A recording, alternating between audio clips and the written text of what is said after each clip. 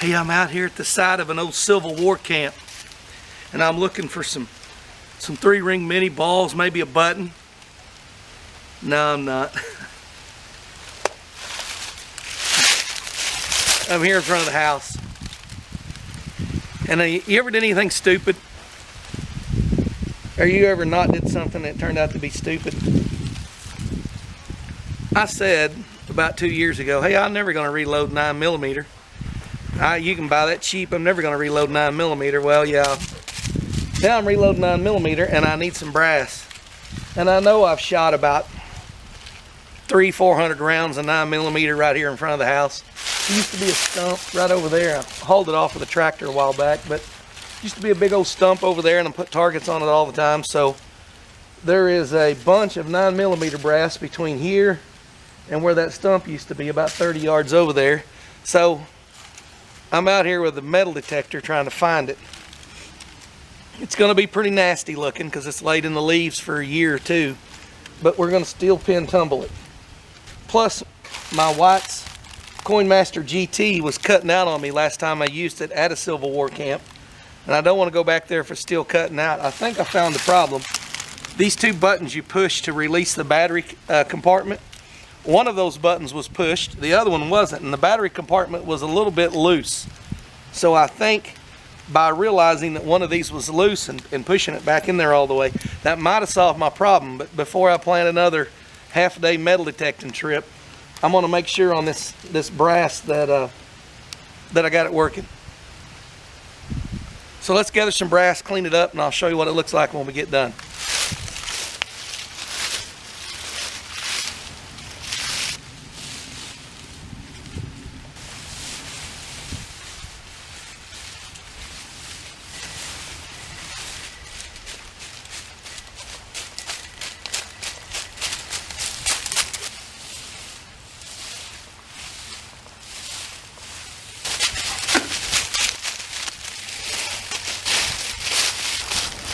Okay, after about 20 minutes of metal detecting, this is what I came up with. And I got frustrated and quit. At first I was just finding 9mm where I had recently shot some of the more recent places I've shot. And then I said, what about all the ammo I shot back here? Well, I didn't take into account all the 32 I shot back there. And there's some 380 in here as well. And so I just kept getting frustrated because I was picking up as much 32 as I was 9mm, and I didn't take into account how much 22 long rifle I shot there, and rifle and pistol both. So I quit. I have somewhere around 60 maybe 9mm rounds here, maybe more.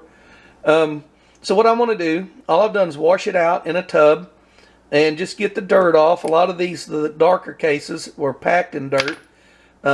So I just got the dirt off. I'm going to put it in that little Harbor Freight rock tumbler I have. Clean it up. Okay, I've got some stainless steel tumbler media in there.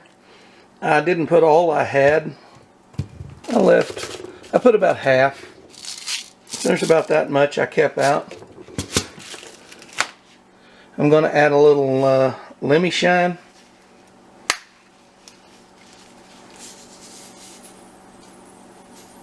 Yeah, about that much. A little bit of Dawn. Don't get carried away with this. You can sud yourself out of business real quick. And I've got some water in there. And so I'll try to wrangle this lid on here, get it sealed up, and we'll let it tumble.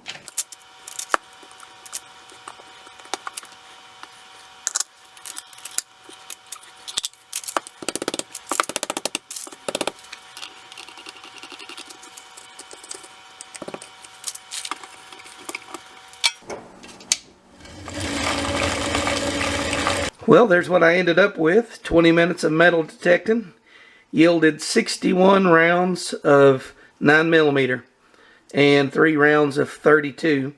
And the 32 kept getting stuck in the middle of the 9mm cases, so they didn't get cleaned as well. But as you can tell, the rest turned out just fine.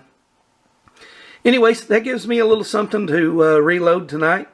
I know there's more 9mm out there, but I don't really think I want to dig through the 32, the 22, the 380, just to get all the 9mm out. So I got the stuff that I could easily find. When I started getting into 22 or 32 casings, I just quit and went somewhere else. That'll give me enough to start developing a load for 9mm with. And when I find some things that work well, function well in my pistols, then I'll buy some new brass and load some up and have plenty on hand. Anyways, thanks for watching.